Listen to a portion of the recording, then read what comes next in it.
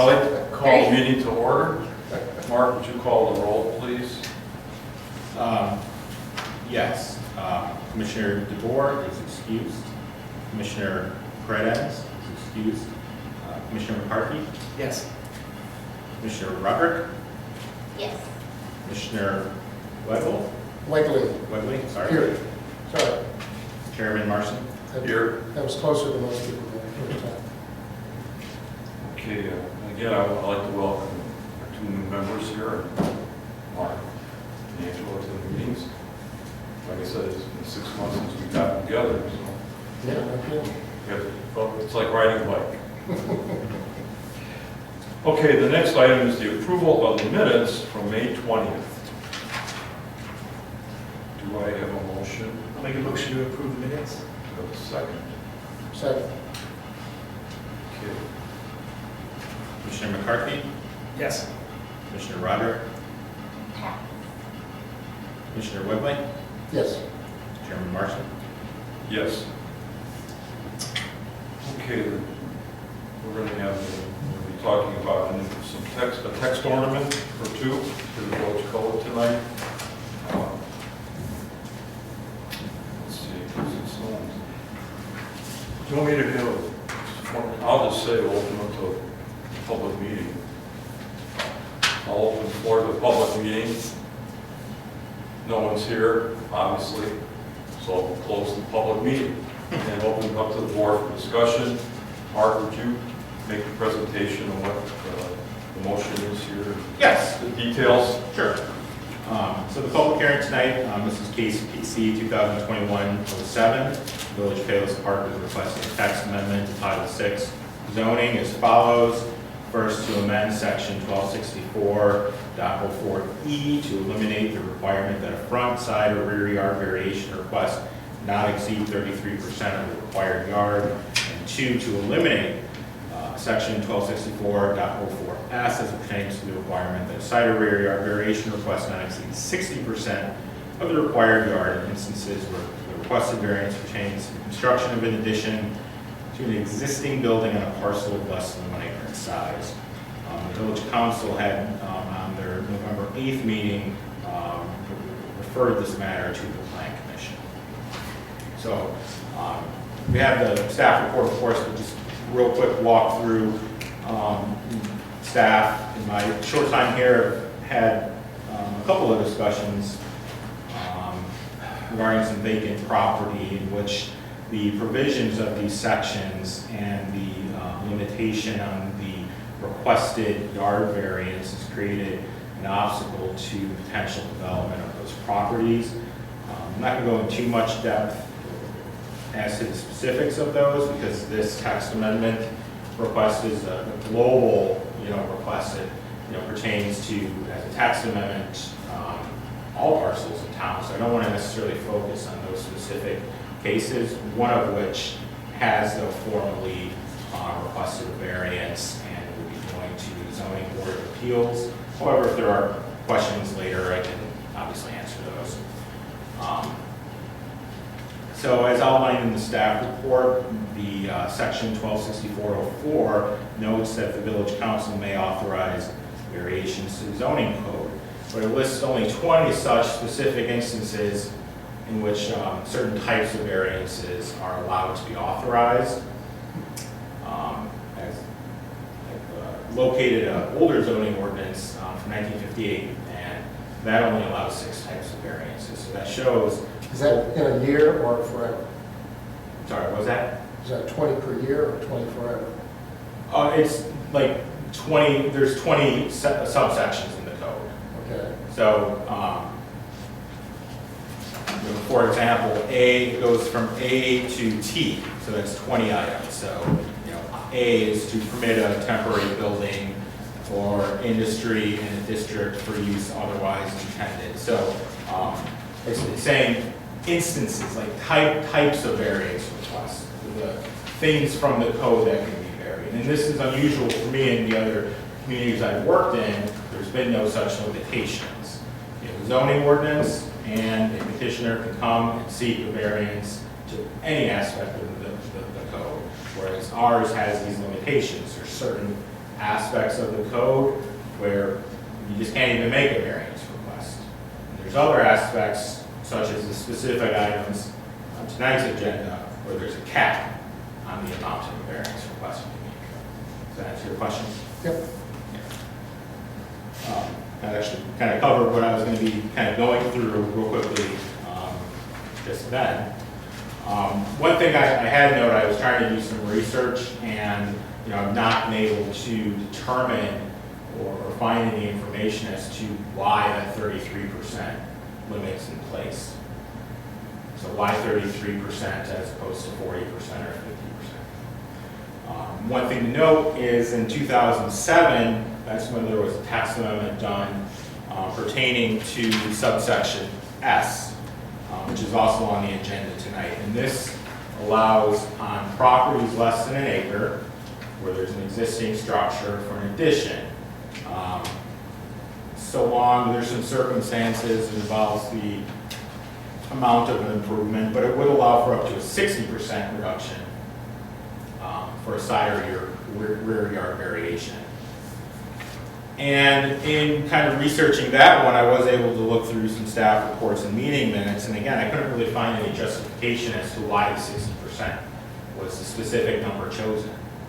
I was able to see that it was a staff recommendation, but in terms of, again, why that specific number, why 60%, why not 70 or 75%, I found no justification. So, one of the concerns that I have right now is these percentages, the 33% and the 60%, they could be considered arbitrary. If someone were to ask me, hey, I need a 40% variance here, why can't I request a 40% variance? Why am I capped at 33%? I have a difficult time responding to that question because I'm not sure why. Other than to potentially assume, the intent of the village is to probably, we don't want to grant an extreme variance request, 90, 95, 100% variance. But there's some reasons why that maybe shouldn't be a concern. One is, it may not practically come up. There's a variety of other regulations that impact the size of a construction of a house and how it's developed.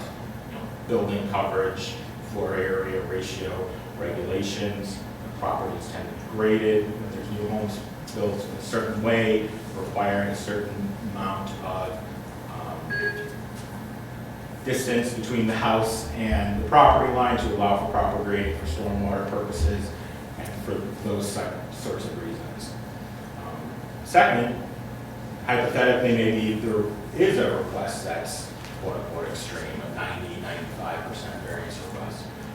But the circumstances related to that specific request and that specific lot may actually be more justified than a hypothetical 10% variance request, where someone really doesn't have much of a case.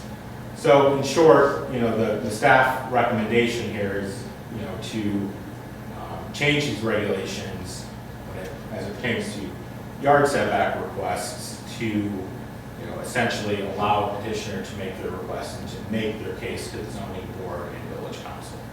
And that case goes through the public hearing process, and it does involve specific findings of fact that need to be made related to the conditions of the property, the design that's being proposed, and the impact that that design would have on the community, such as altering the essential character of the area or the scale of the built area as well. A few items, though, that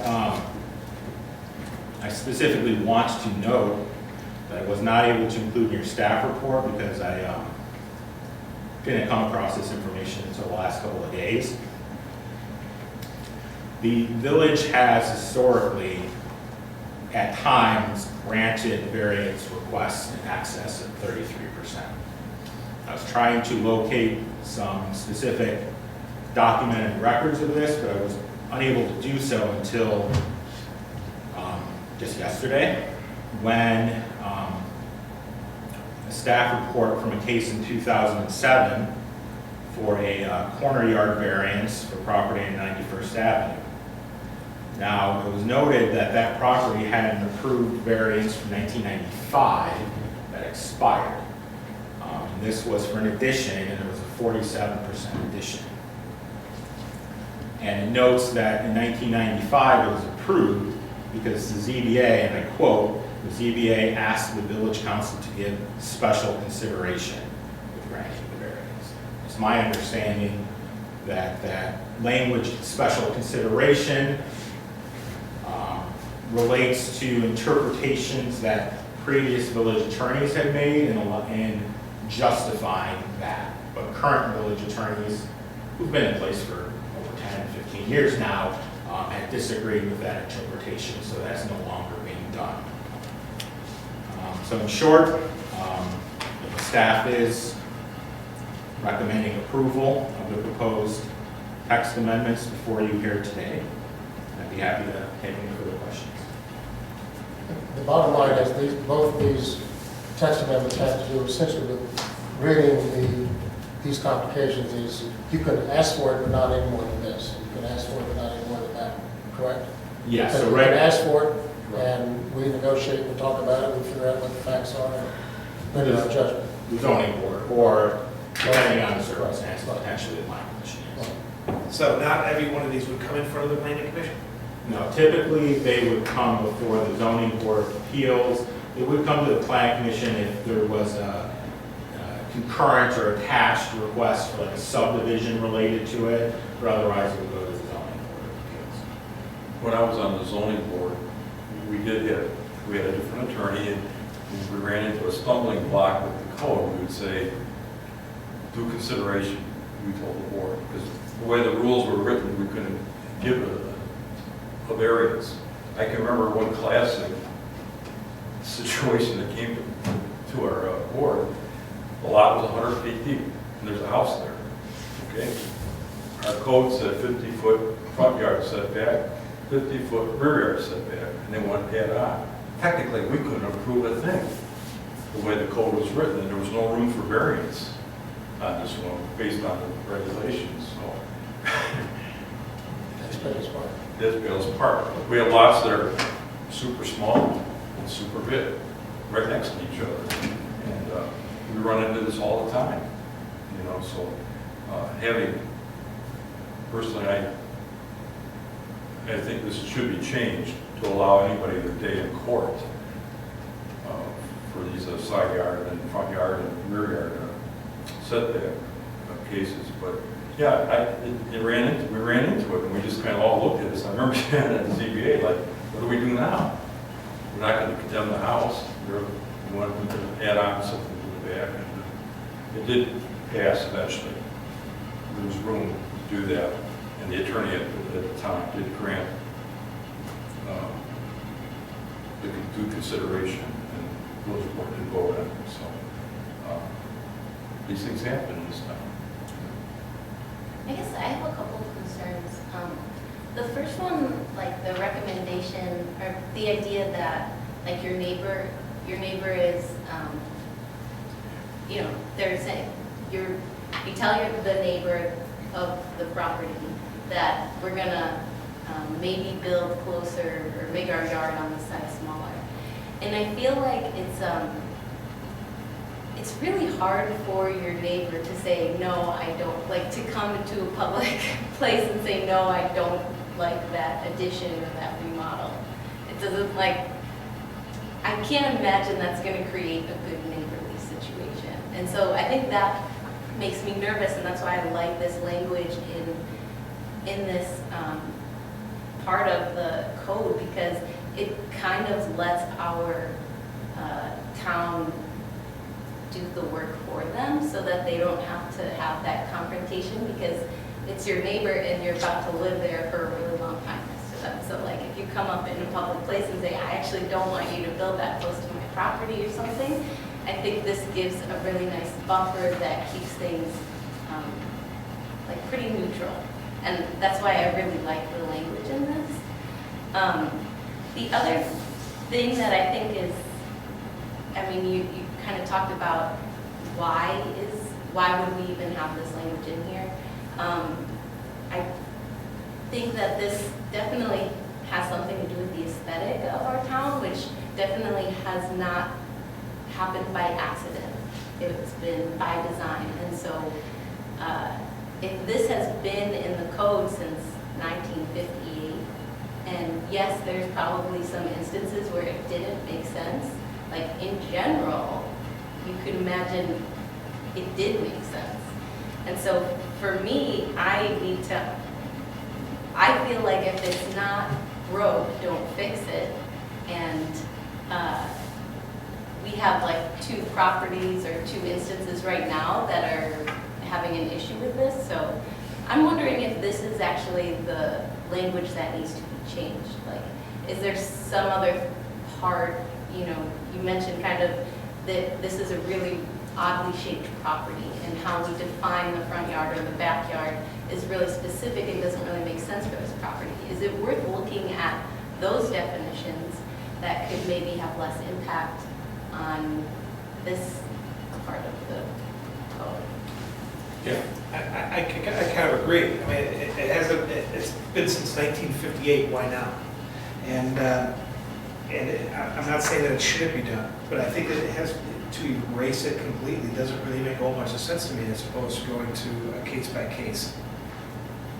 So if I may, a couple of things. So in 1958, it wasn't the same. It was 25% reduction. So over time, the village has recognized that That's 25% is too restrictive and changed the code to allow greater variance requests. And then subsequently, changed the code again to allow for significantly greater variance requests, 60%, for existing properties doing the additions of the lots of more than 1 acre.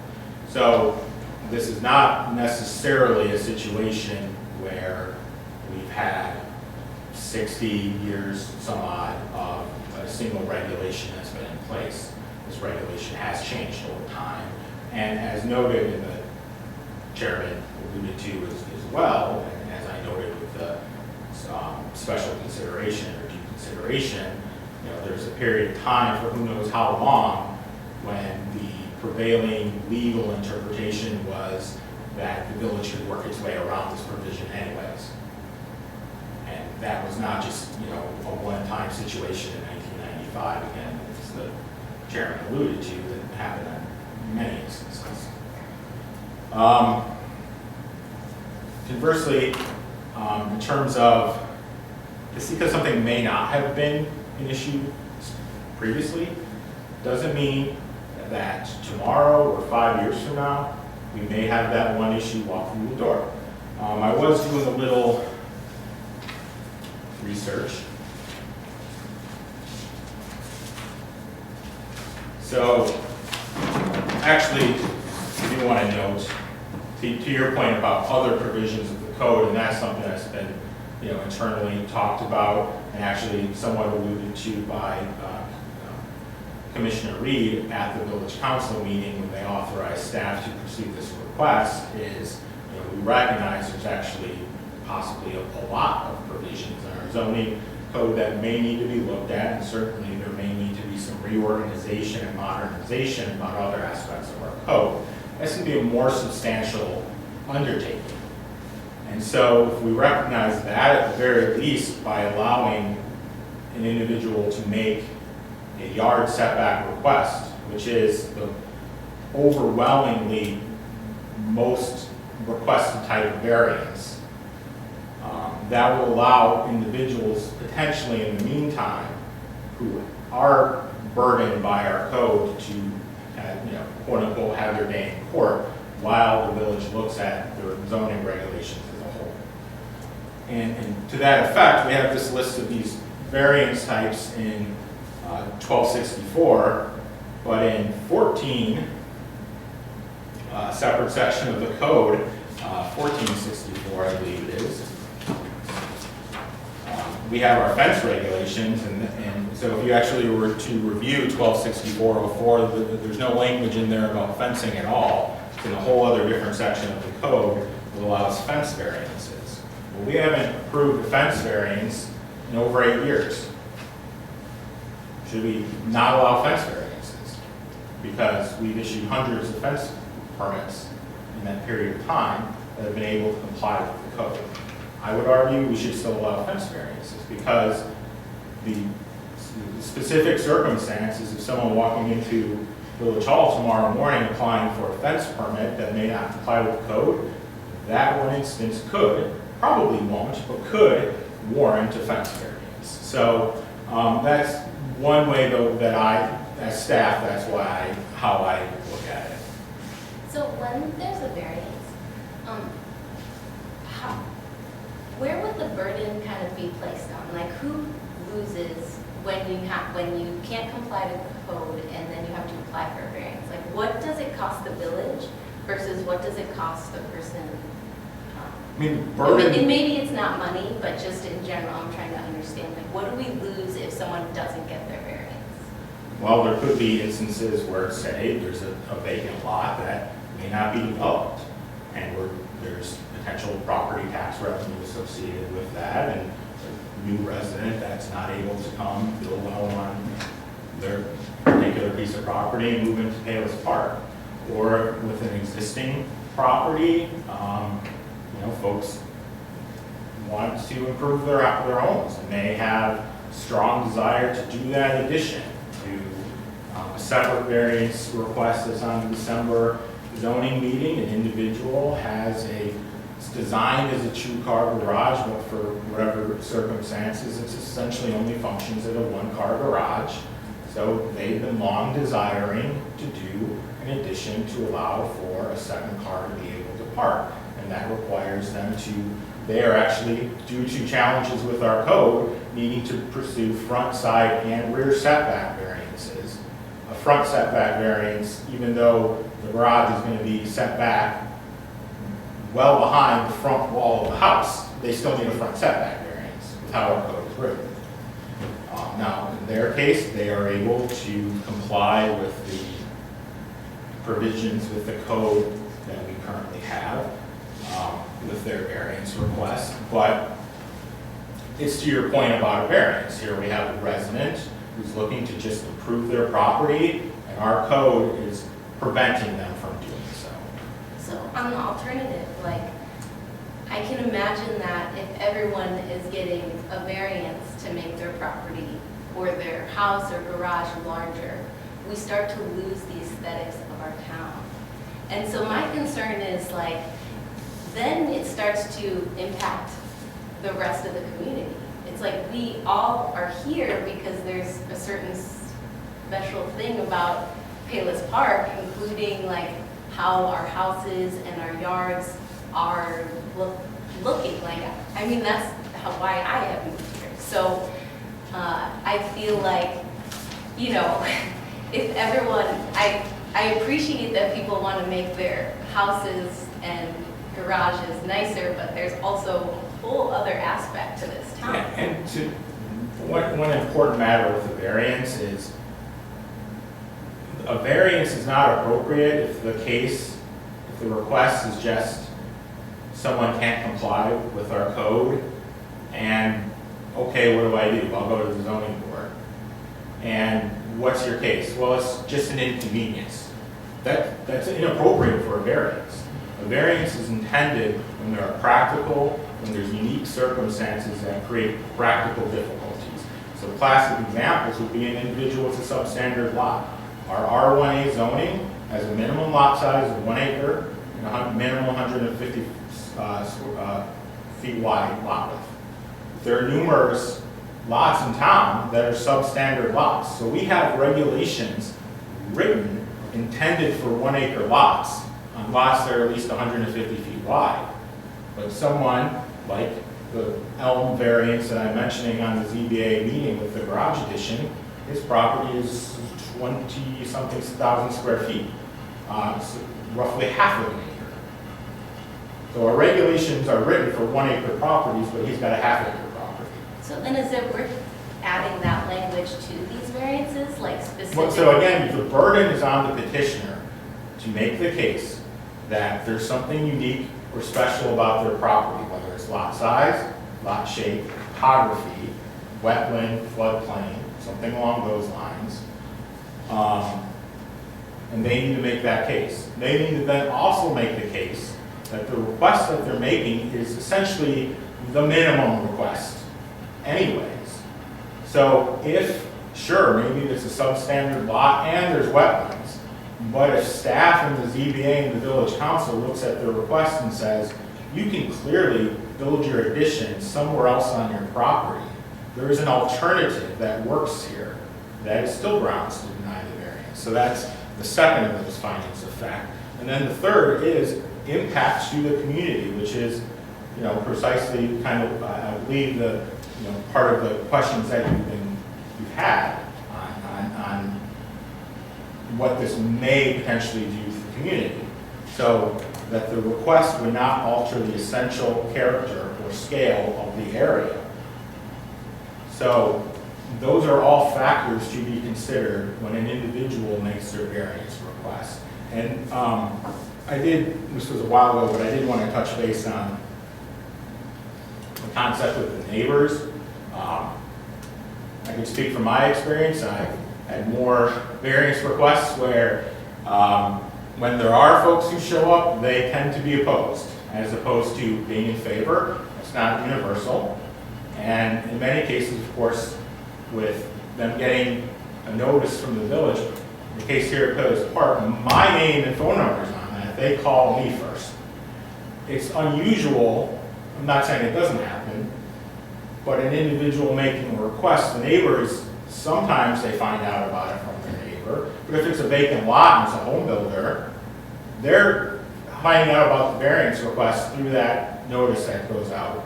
And I'm the first person that they're talking to about it. And they are, trust me, free to express their concerns that they typically have. And it isn't necessarily always cut and dry, like, oh, I'm opposed or I'm in favor. A lot of times they just want to understand the request. They may have some concerns. And it isn't, no way, this should never be done, but it's, maybe they just have a concern where if it's a little bit closer to the property line, they don't want the stormwater to be changed and to impact their property. And so, those are things that would get looked at. And we would then be able to discuss that at the meeting. The further background behind this, I think, is I've been, Ed has been on the village council, has also been on his own deals. I've been around a long time, I'm not on the commission that long. But I've been a part of conversations, just casual conversation over drinks or whatever in the community, and I've heard council members bellyache about this exact thing. And what you just said is a critical point, that the zoning codes are written primarily for 1 acre lots. And if you go up and down the streets, everybody at Pillars Park is going to say, well, all our lots are 1 acre. Well, the fact is 70% of the lots aren't 1 acre. They're less than 1 acre. And the comments that I've heard over the years, seriously, is that what do we do with this lot? There's plenty nice to build a house, and it's got a nice house on it, but they want to expand it, or they want to put a second stall for a 2-car garage. But we've got this code that was written as though this lot was a full acre lot. This particular lot is only half an acre. So the way these things usually come down, you have to remember a couple things. First of all, the people who are passing judgment on this are your neighbors. They're not strangers. They're not from the city of Chicago. They're your neighbors. And they're the professionals that we hire to dig into stuff like this.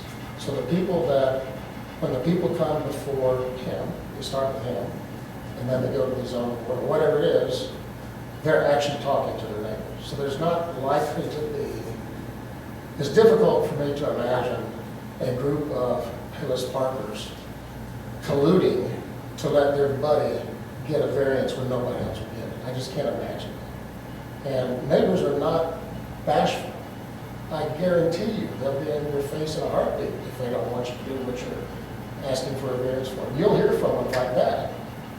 Won't necessarily create a long-standing feud, but they will express their opinion. Okay, I'm happy to hear that.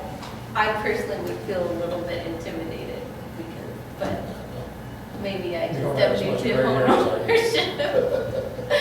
I'll work on it. The bottom line is God gave us a brain. I've been in so situations like this before, when things like this come up, and I always say, the Lord gave us a brain for a reason. Use it. Hear the argument, study the facts, listen to professionals, make a decision. Why in the world would we have it? What is it, 33%, 35%? 33. Why not 50? Why not 15? Why 33? I mean, seriously, why? You can come and ask, but don't ask for more than that, because. I mean, I would personally like to hear, like, I don't know if it's either like a landscape architect or like an architect to help us understand where those numbers did come from. Like, Well, I mean, we don't know because we didn't make them, but That's to my point. So with the 2007 amendment, which was not that long ago, and staff reports and meeting minutes are available, and I read through them, there was no justification for the 60%. Well, it probably was, it just didn't get Well, forwarded. or what it likely was, because immediately after that text amendment was approved, there were 3 variances that were approved that took advantage of that 60% new provision. And in fact, the meeting minutes for one of those cases, my predecessors mentioned they had been working with that homeowner for 2 years on the case, and just now were able to take it to the zoning board because the code had changed. So what likely was they had 3 or 4 or 5 instances where, okay, this is a 55%, this is a 47, this is another 55%, and here's let's call it 60%, let's go with it. And I don't want to assume that, I'm assuming that's how I've been a part of, text amendment changes in other communities, and sometimes, unfortunately, that's how it is done. That there was some lengthy study done with architectures and planners involved, coming up with a magical number is unlikely to be how that came to be. I guess like my concern that a variance was changed in 2007 and then 3 people took advantage of it, that's my concern right now is, okay, we are not putting a cap on this variance and now everyone's going to take advantage of it. But it was only three though out of how many building permits that were issued that year. I just feel like, I mean, specifically for like smaller lots, it's like, how much of Palos Park is already developed? I mean, at this point, we kind of know what we have. And so at this point, anyone who's trying to make their house better is most likely going to be making it bigger. And so when there's no limit on this, my concern is like, we're just going to take advantage of it. I do just push back, and there is a limit on it, and again, it's a process, where, again, if this is just somebody wanting to enlarge their house and they have no case, and they cannot make a case on what a hardship is, what's special or unique about the property, they can't make a case about, oh, well, why don't you do your addition on the other side of the property, why don't you have just a smaller addition, they can't make that case, and if it actually truly does constitute a variance that may alter the character of that particular, say, block, the zoning board should deny it. And even if the council subsequently potentially approves this text amendment, it does not mean that there will ever be a variance request that takes advantage of it. I mentioned there's one that's going to the ZBA. It could get denied, and then there may never be another one. It's just, again, the zoning is very generic. There's these generic overall regulations on all properties in town, but none of us can specifically know the specific circumstances between lot size, lot shape, topography, floodplain, wetlands. Bear in mind, floodplain regulations change over time and may increase, maps may change. We can never know all of the circumstances or all of the potential development requests. So that's why zoning is always, for over 100 years now, throughout the entire country, allowed for a variance mechanism for fundamental fairness. We have these blanket regulations, but we recognize that we may not know enough. So we're going to allow for basic fairness for someone to make a case. And it's staff's recommendation. We don't have to agree, But, staff's recommendation that they should be able to make that case. Well, I can attest, I know I happen to be in the real estate business, and I actually had a very difficult listing here in town. This goes back about a year ago. And I spent hours with your predecessor. This was a lot that was like a 2.5 acre lot. We were trying to divide off a buildable lot so they could sell the lot and that kind of thing. And it was a giant nightmare. I mean, literally a giant nightmare. But there was plenty of land there. It wasn't like it wouldn't work because of the quantity of the land. It's because the lot was oddly shaped. There were other things that came in to bear on it. But I mean, literally, she spent hours studying. I've heard all this stuff before, firsthand. And I'm telling you, if you ever get past him, you got a pretty darn good chance of winning the award. Because he's tough. I mean, I don't even know it, but I'm telling you, people in his role, they're trained to know how to figure out if it's a true hardship in a particular instance that a blanket policy would never have even known about, much less be able to handle. This is all about the exceptions. And they're not, I guarantee you, they're not wholesale approvals. There's none of that. It's tough getting through the staff. If you're ever lucky enough to get through the staff, it's murder to go before the board because the people with the pitchforks are sitting out, if there's any, I'm serious, this is real stuff. They don't hesitate for a minute to object. Seriously, you don't have to worry about it. But every conversation that I've ever been a part of in Palos Park, like at this commission and even school board or whatever, there's always a desire to protect what we have. And that's why I say I'm reminding that this whole process is conducted by people who are literally your neighbors and have no reason in the world not to make the best decision for the community. You just have to have a little bit of faith that they care as much about Palos Park as you do. Seriously. I mean, I don't know who they are necessarily, but he's pretty tough. He's pretty, I mean, they are our neighbors. They really are. Picking up where Bill left off about the lots being under an acre, that is true. That most of our ordinance was written for that magic 1 acre lot, which is 200 feet by 200 feet. It all makes sense when you have that, because 1 acre was sacred. But the fact of the matter is, all these lots in town, well, the old part of town, were probably created back in 1910, 1920. They go back way before the 1 acre rule. Some of them are quarter acre. And we've been struggling with this 1 acre policy and setbacks and FARs based on a 1 acre lot. But when you apply it to the existing conditions, Jesus, everything is half acre, third of an acre, and you have to do these variances. And, this is where we're looking for relief in the code to allow us to do this. I know in my own house, my property, I think it was 18,000, but the house got shoved back from the front yard. It was 50 feet from the backyard. The only way I could add to my family was go in the back, and I had to go in front of the ZBA to get a variance. And at first I didn't understand why the heck my house got pushed back to 50 feet and there's 80 feet in front. Back then, the septic field had to be in the front yard and the well was in the back. So now I understand when you go down the street why everybody is set back. The septic fields are in the front or where the drainage was. And yeah, and the neighbors across the street where it got down, the septic was in the back, the well's in the front. And that dictated a lot of house placements and pushing houses left and right and close to lot lines. And these restrictions or setbacks that people are asking for are for existing homes. You have to tear down a new lot, you have to comply with the rules. You don't get an exception. Pretty much.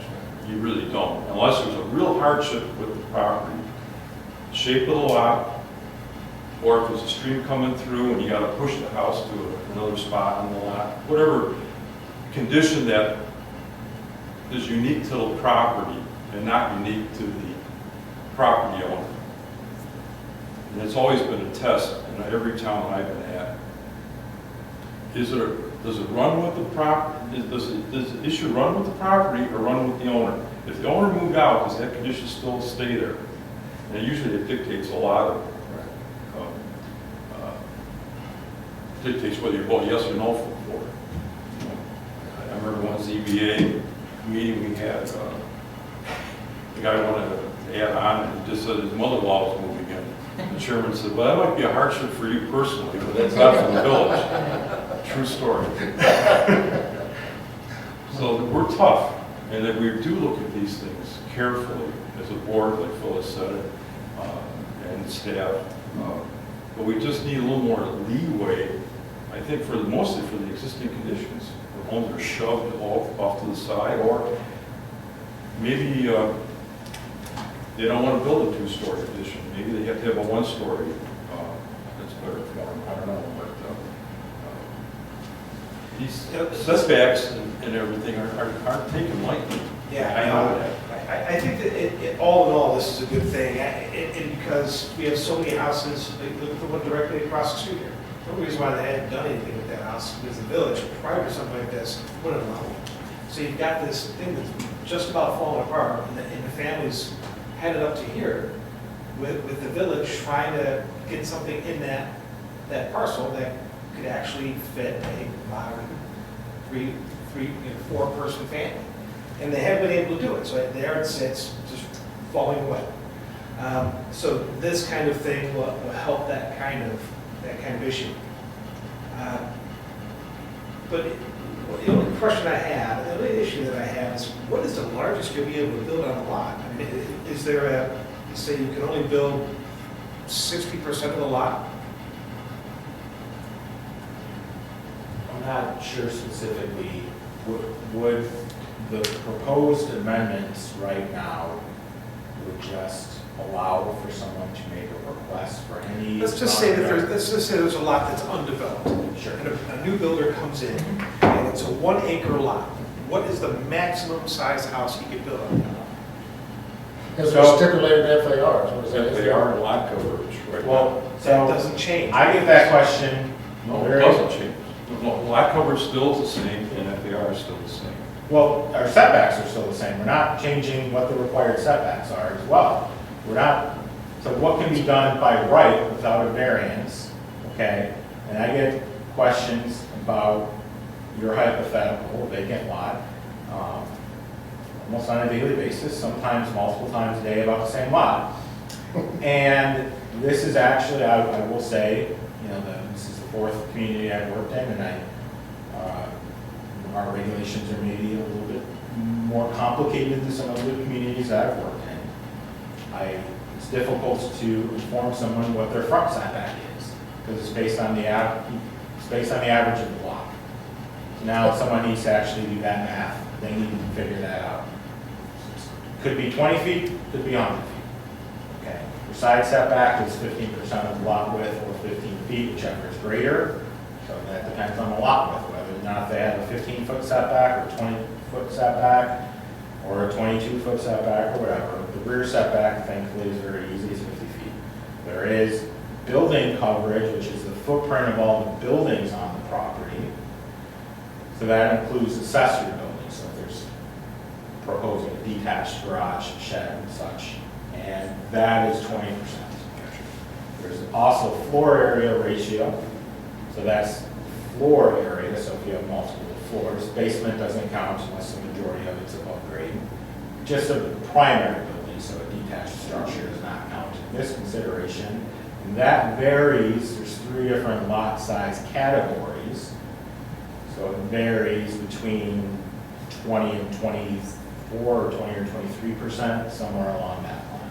So even theoretically, in your hypothetical, someone has some oddly shaped lot with floodplain on it, and they potentially need to come in for a side yard variance of 34%. We still have the lot coverage and the FAR regulations in place, and the front setbacks and the rear setbacks, unless they. And it's also, I would say this: if someone's coming in with multiple variation requests, so, and need a front setback variance, I need a side setback variance, I need a rear setback variance, I need a lot coverage variance, I need an FAR variance. Like, chances are with that, they are just trying to build something that just is out of place in the character, and that is likely something that's going to get denied, because it's very impossible that there's such an extreme situation that warrants, 5 or 6 variance requests. So it's hopeful for that answers your question. It sounds like a lot of the issue is the smaller size lots. It's almost all of them are small. So, isn't that just the S there, the S? Not necessarily, because S only applies for additions. So if you have the substandard lot, Is that just a whole house, and like if you're just building a house. if it's a vacant lot, S is not in play, Okay. no matter what. So, and in fact, to play out a hypothetical about, well, we don't want this house too close to the property line, and Is this a essentially, vacant lot you're talking about? well, I mean, here, just in general. Okay. Both, actually. I'm going to present a scenario. We don't want a house too close to the property line because it's out of character. Well, if it's a 0.99 acre lot, okay, not quite an acre, but 150 feet wide, so it complies with that. If there's an existing house there and they just want, it's a perfectly fine house, but you know what, they'd like a sunroom. We would entertain a 60% side yard variance, which would result in, if granted, only a 9-foot setback. 150 foot wide lot, that results in a, per code, what they can do by right is a 22.5 foot side yard, 60% variance, so they can come in and say, I want to build a sunroom, and it'll end up being 9 feet from the property line. That is a potentially authorized variance. But if there wasn't a house there, someone's just building a house, and that's where a kitchen is going, okay, it's by right, a 22.5 foot side setback, but they can only request a 33% variance, which is roughly 15 feet from the property line. So in terms of change the code as it is, as a discrepancy in, okay, in one circumstance, we're going to let the house be 9 feet away from the property line, and in another circumstance, it has to be 15 feet away from the property line, even though all other things are equal. Same lot size, same lot shape, same lot width. And so that, again, to me, speaks to the arbitrariness of these provisions. So I can't, fielding a phone call or someone walking in, explain why it's 33% or why it's 60%. It speaks to the point that there was no studies done, to the best of my knowledge. There's no record of it. That's the type of thing that you want to clearly maintain that record. Because this thankfully has not happened in Palos Park, but someone wants to build a house and they need a 34% variance. And I say, well, you can't even make that request. The mechanism for relief that they have is to then go to the court system. And the village would then need to justify why they would not authorize a 34% variance and why they would only accept a 33% variance. That makes sense. And right now, I mean, I'm happy to entertain a reason as to why, we should use that specific number, but, I don't think we have that So, documented. is it worth thinking of, instead of having a percentage, just have a limit on the distance from any building to property line? Well, I mean, that's what the setback is, right? So if it's a 150 foot wide lot, our code says it needs to be 22.5 feet from the lot line. And if the house you're building conforms to that, you don't need to go to the board. You just get your permit. It just gets reviewed by staff. You comply with code, here's your permit.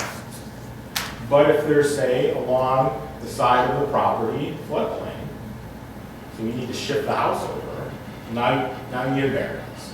Because we basically have a set of Right. rules that we apply on everybody, and if we're gonna make a special exception, we have to go through this public process with the ZBA or plan commission, depending on the circumstances.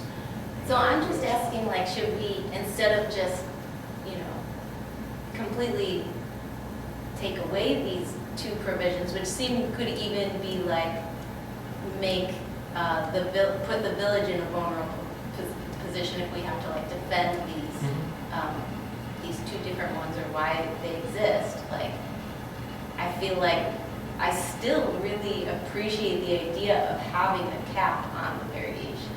I mean, And so like, I mean, I don't know how to choose a number, but it just seems like, it doesn't seem like a bad idea to me, I don't know. I mean, I certainly agree that the nature of Palos Park and the development that we have, that 100% variance, you know, the zero lot line, if you will, or even 3, 5, 10 feet is almost certainly likely inappropriate. But again, there could be circumstances where it does make sense, and that's why, you know, that person can maybe make their case. But that also is to the point where, you know, it's such an extreme variance, it's probably not likely. Because again, when they're building that new house, they have to grade the lot somewhat and comply with stormwater regulations that are, you know, at a certain level in state statute. And so by necessity, you know, there's some natural, you know, the other aspects are going to limit that, you know, that they still need to have some grade, you know, from the side of the house to the property line. So there's going to at least be 5, 6, 7 feet, most likely. And not only that, given the nature of the development, you know, it's typically someone's going to build something that fits in the area, otherwise it's not going to be as marketable. You know, to build something that's clearly out of place in a particular area tends to be less marketable. And so you're likely going to get development requests that make sense on a particular lot. So I agree, you know, the intent here is no way, shape, or form to, you know, let's have people start building houses 1 foot away from their lot line. You know, I think that would be inappropriate. We're not changing the code side setback requirement. We're just entertaining the possibility that maybe a 34 or 40 or 65%, you know, variance request on a front side or rear yard someone could make that case. That's all. To me, it seems like the way you just explained about 2 minutes ago, you're going through your scenario, and you almost, the way you said it, it was almost like you would get the grant of the variance by right if it's under that 33%. And that's not the case. You still have to apply for the variance. Yeah, I may have It's that you just can't come in at 34%. Come in at 33%, that doesn't mean you're going to get it. Yeah, so in This means essence, you have the right to apply for it. So why not just throw that out altogether and trust people to make the right decision? Like I said, I just think it's arbitrary. I mean, I think it stinks. I can tell you, I've seen instances in my own neighborhood. There's a house over on Hobart that just sold about 3 or 4 weeks ago. It's like the second house in. And it was over an acre, and it was over $1 million. Took them forever to sell the house. Why? Because you go in the house from the front door, and it's a beautiful, gorgeous lot, and you look out the back window, and the house over there, you feel like you can reach out and touch it. I'm not kidding. How did that happen? I don't know, but it's there. It's like, this stuff happens all the time. But probably that house was clearly older than the one that was on the market. It's probably been there forever. Then the builder gets a permit to build this house, and it just happened. yeah, there's always circumstances of, But if you know, they an have to existing come and ask for non-conforming, variation, yes. You know. Then it's up to a whole bunch of rigmarole. They've got a bunch of hoops they've got to jump through to get it. Right. I understand what asking for like a 5-foot minimum or a 10-foot minimum, no matter what happens, no matter who's on the board and how they think. But my own experience, you do have a lot of hoops. You have all those findings of fact, the 7 findings of fact, that you have to have a percentage. You could have an 1.5 acre lot in Payless Park. I think I know the house you're talking about, the garage issue over there. You could have an 1.5 acre lot in Payless Park with a floodplain issue. And the next door house is on 2 acres, and it's humongous already, but it's built 100 feet from their side. So somebody comes in and says, you don't really want this lot to sit here vacant forever. No. Well, I can't build a house big enough that the market will want to buy it unless I move it over like this. And that house is already there. And this is an 1.5 acre, and he's got 3 acres, or I don't know. And that other house can be 50 feet from their property line. And you would never, They're ever still sizable. know that circumstance until it hits you in the face. You can't write rules and regulations to cover every instance because you just aren't that smart. I mean, there's exceptions to every rule. And if you're going to have any arbitrary, not going to go below this, why? Why would you just leave it open What entirely? if that maybe we shouldn't develop every 1/4 acre that's available to be developed? Well, why wouldn't you? If you own that lot, then you want it to be developed. No. No. Trust me, if you own the lot, you want it to be developed. Unless you own the lot next door. My concern is like, if everyone is just able to just develop every 1/4 acre that they are not using, that is changing the aesthetics of this town. Well, they're not We doing do limit that though. So if it's an existing lot that's just vacant and it's under common ownership with another substandard lot, then that's considered one lot per our code. And so it's just, if we have a substandard lot, it's not quite as simple as they can build. There's still provisions in the code that need to be looked at to determine still whether even that's a buildable lot.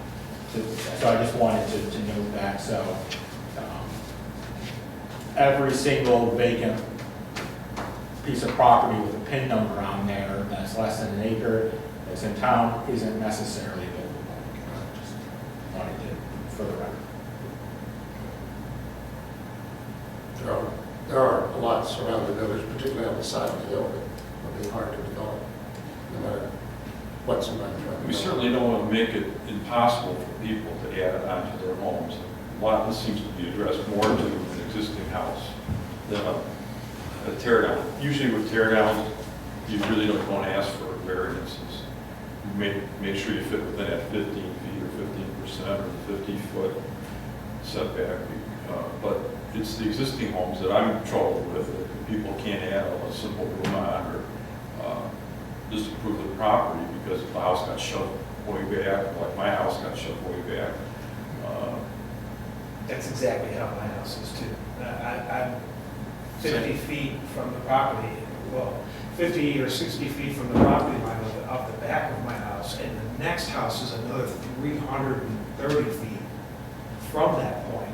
And they wouldn't let me put on an addition off the back because I would have encroached too far to that property line. It didn't matter where the other house was. It didn't matter what the other house. Yeah, but I mean, the house was way back behind me. I still had to go through the ZBA to get a 5-foot extension or whatever I had to get. I think that's my concern, is the existing homes to have the property values stay up. Otherwise, people won't invest in town and will move out, and homes won't keep up with the market. So I've heard, I did have an appraiser come to my house one time and said, you guys don't appraise high this town. I wasn't surprised, because it's difficult with our rules to just fix your house up. And that's what I'm trying to allow here. We'd like to allow that people can fix their homes up and not go crazy. I don't think we're talking about like Hinsdale, complete tear downs and massive homes. I think people do respect the trees and the environment that's here. I do. Yeah, I think generally people move here for that. Right. think it's not going to be the common Payless Parker that's going to come here and overbuild. I mean, there are a couple of examples of that, literally right over here, where the lots are just completely overbuilt. But, you know, for what, the one guy can't sell the house, it's right down the Blackers in New York, a huge house. Oh, yeah, it's been there forever. Nobody's ever lived in it, it's brand new. Yeah, I know which one you're talking about. I think So, those kinds of things, I think those are, those won't be allowed again. I don't think that the village is gonna say, oh, yeah, right. That'd be kind of an interesting case study, when you got nothing else to do. Check out that house and the setbacks and go read the minutes of how that got through. I haven't looked at the, I'm aware of the I mean, house. that literally is set there for 6 or 7 or 8 years, I think, and it's brand At new. least. Never been lived in. Yeah, the neighbors went, I think the house either burned down or fell over, it was so bad, but the neighbors don't want to buy the property, so they just let it sit there, and I think the real estate guy thought he could do something, and he worked out, but the trouble is, he's on top of everybody, it's Right, exactly. this awful house. Yeah. And I know which one you mean, Yeah. but, It's not a bad house. I've No, sure it's been not. through it. I mean, Have it's you? very well built. But, you know, in any part of the window that you look out on that first floor, you are looking in the windows of your house. It's like living in Bridgeport. So, Mr. Chairman, why don't we call for the question? okay, I'll call for the question. And I guess, Mark, do we need both items be considered in the same motion, or should we have two? They could be considered in the same motion. You can split it up if you'd like them. Or, Since they're so similar, I believe they probably should be considered in one motion.